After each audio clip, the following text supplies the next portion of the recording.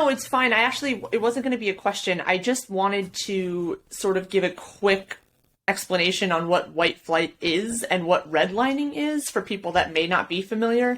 I think I sort of hear these terms and I kind of automatically know, but I've done a lot of reading on this. And so for folks that maybe are like, what the hell is that? White flight was something that occurred in the 50s and the 60s when when there was a large influx of Black folks, usually from the rural South, now into these sort of northwestern cities. And oftentimes the white folks in those cities at first defended their neighborhoods with violence. It's shocking, right?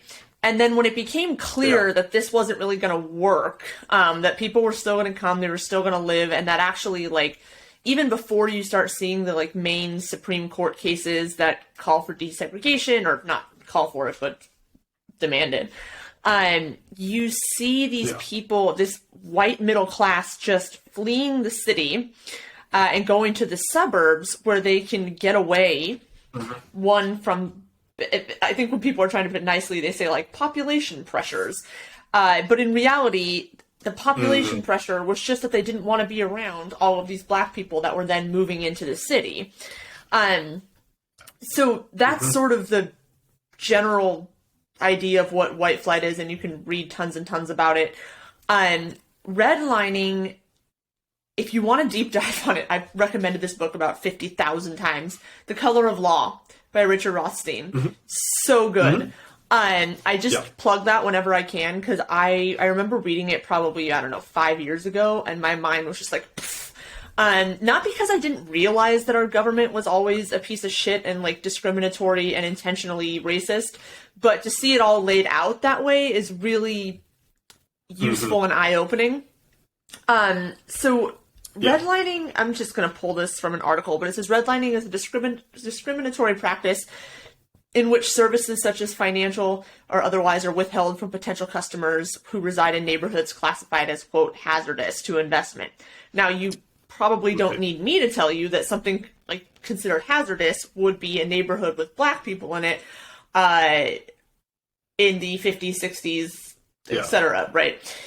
So, and unfortunately, even till now, but Right, yeah. And also those that are low income, so you wouldn't necessarily have to be a person of color. You could also be low income, but often those were one and the same, and partially because of this practice. So redlining is when you're denied it, and then there's also something that happened called reverse redlining, and that would be when a lender or an insurer targets a majority-minority neighborhood and offers them a loan with inflated interest rates and also, like, no real stipulations. So at any point they can kind of come and demand their money, and if you don't have it right then that's it. You have to leave. They're taking your house, right? You know, usually now if you get a loan from a bank, there's some stipulations in there that if you miss a payment, there's this kind of, like, recourse.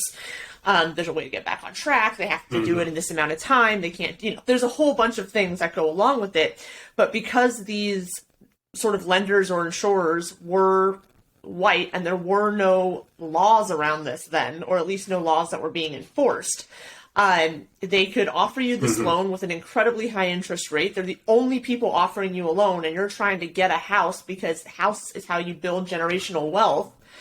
And then they come and collect, and you lose your home and all of the money that you've paid, and now you have nothing. So that's all. I know you know what those things are, but I just wanted to give people that might not be 100% clear on what that is. No, I appreciate it too, because it's helpful for me too, because honestly, I'm so absorbed in the urban design side of it that I honestly sometimes forget about the very real, like, financial implications of it, which end up, like, the crazy thing about it is that, like, what you've just explained, like, you can see why that traps people into where they are, as opposed to like the most crazy response that now it's crazy to me, right? But, like, when I was maybe younger, maybe not even that much younger, to be honest, I would have, like, heard someone say, well, if your neighborhood is that bad, just move. And it's like, oh my God. Like, but that's like people are like when they're saying, if you don't like it here, just leave. Yeah, cool. Yeah, I'll get exactly. right on that. Right.